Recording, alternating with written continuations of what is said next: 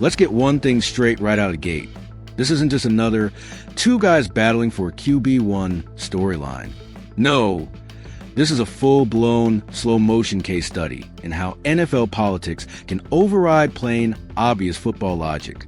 Because if this battle were purely about on-field production, we wouldn't even be calling it a battle anymore. Shedeur Sanders is not just winning, he's dominating. You don't stumble into a 70% completion rate at an NFL training camp by accident. If you're into the real story and all the messy twists they don't show on highlight reels, go ahead and subscribe. And if you're sticking around to see how this Browns QB chaos plays out, you should definitely be subscribed. You don't go through 70 pass attempts without a single interception unless you're making smart reads, protecting the football, and keeping your composure when defensive coordinators are dialing up their nastiest blitz looks. 6 touchdowns, 0 turnovers. That's not rookie doing well. That's rookie rewriting expectations. And the wildest part? He's doing it with second-team reps, second-team receivers, second-team pass protection, second-team play calls. And yet, every single drill, every single scrimmage, he's elevating the guys around him. Now, compare that to Dillon Gabriel, the guy still holding the keys to the first-team offense. Completion percentage, barely 55. Turnovers, 2 interceptions already. Touchdowns, less than Shedeur despite throwing more passes. And when the pressure's on, when those red zone windows tighten, and you've got less than 3 seconds to make a decision, Shedeur's thriving. 3 of his 6 TDs came right there in those pressure cookers. Gabriel? That's where both of his picks showed up. So why is Gabriel still QB1? That's where this whole thing stops being about football and starts being about the politics of the depth chart. The NFL isn't just a meritocracy. It's an ecosystem of draft investments, veteran contracts, and reputation management. Coaches and front offices hate to admit they were wrong about a guy, especially when they've already sold him to the fan base as the future. If you start a rookie over the guy you've been hyping, you're quietly admitting you misjudged the hierarchy from day one. And that's the elephant in the Browns quarterback room. Gabriel isn't holding on to QB1 because he's outplaying Shedeur. He's holding on to it because the decision makers haven't yet built an exit ramp from their own commitment to him. But here's where it gets dangerous for Cleveland. The gap between these two isn't subtle anymore. It's not a quiet, let's wait and see situation. It's glaring. Every rep Shedeur gets. He's building a case so strong it's starting to make the coaching staff's hesitancy look deliberate. Fans see it. Media sees it. Former quarterbacks like Dan Orlovsky see it. Calling out Sanders' poise, his NFL-ready ball placement, even comparing him to established starters like Tua Tagovailoa. And let's be real, Orlovsky's not making that comparison just because Shedeur's accurate. He's doing it because Shedeur has the one trait every NFL coach salivates over. He makes the right decision more often than not. He doesn't force throws that aren't there. He doesn't panic and try to play hero ball. He processes, delivers, and moves on to the next snap like he's been in the league for 5 years. That's not normal rookie behavior. Now, here's the crazy part. Even with fewer reps, Shedeur's efficiency is off the charts. In football terms, that means he's not just padding his stats in garbage time. He's making every opportunity count. When you're not getting the same number of chances as your competition, you can't afford wasted plays. And he hasn't been wasting them. Gabriel, on the other hand, is chewing through reps like a volume shooter in basketball who keeps bricking shots but still gets the ball. And yet, the coaching staff keeps feeding him. But this is where the locker room factor comes into play. Because players notice. They're watching those same reps. They're seeing who moves the chains in scrimmages, who leads scoring drives, who keeps their head when the blitz comes.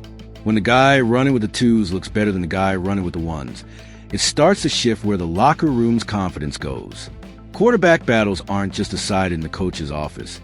They're influenced by the way the team responds to the guy in the huddle.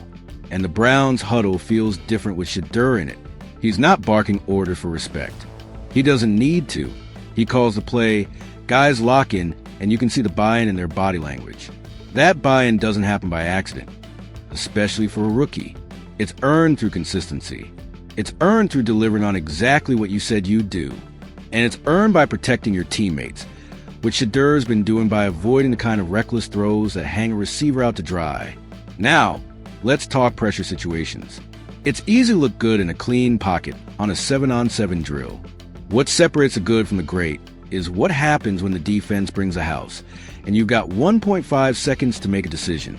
That's where Shedeur's been surgical, sliding in the pocket just enough to buy time, keeping his eyes downfield and hitting his hot reads. Gabriel, he's been flinching. When your internal clock starts screaming, throw it, and you panic, that's when mistakes happen. That's where those red zone interceptions came from. Panic throws into covered windows. And in the NFL, panic gets you benched faster than anything else. And here's the other thing the Browns can't ignore. Perception is reality in this league. If your fan base starts believing one guy is clearly better, sticking with the other guy starts to feel like stubbornness.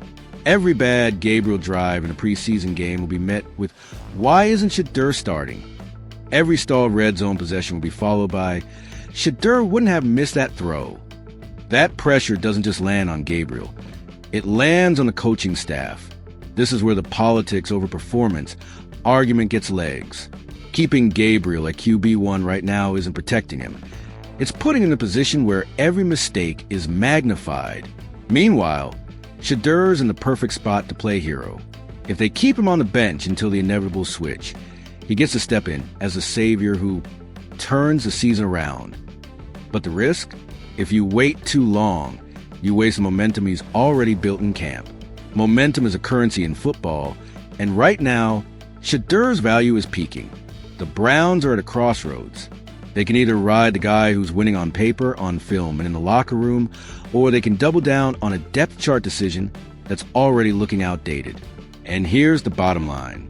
If Shedeur Sanders can put up 70% completions, 6 TDs, and 0 turnovers without first-team reps, what happens when you give him the starting offense? What happens when those passes are going on Mari Cooper instead of the scout team's WR3? What happens when his pocket is being held by the actual starting O-line? You think those numbers are good now? They might just explode, which means the real question for the Browns isn't, is Shedeur ready? It's, how much longer can we justify keeping him on the sideline before we start losing the locker room, the fans, and maybe even games we could have won? Because the longer this drags out, the more it stops being about competition, and the more it starts being about stubbornness. First, let's talk about the invisible scoreboard. In camp, coaches will tell you the only scoreboard that matters is on Sunday. That's a nice little coach cliche, until the day-to-day results start painting a picture that's too obvious to ignore.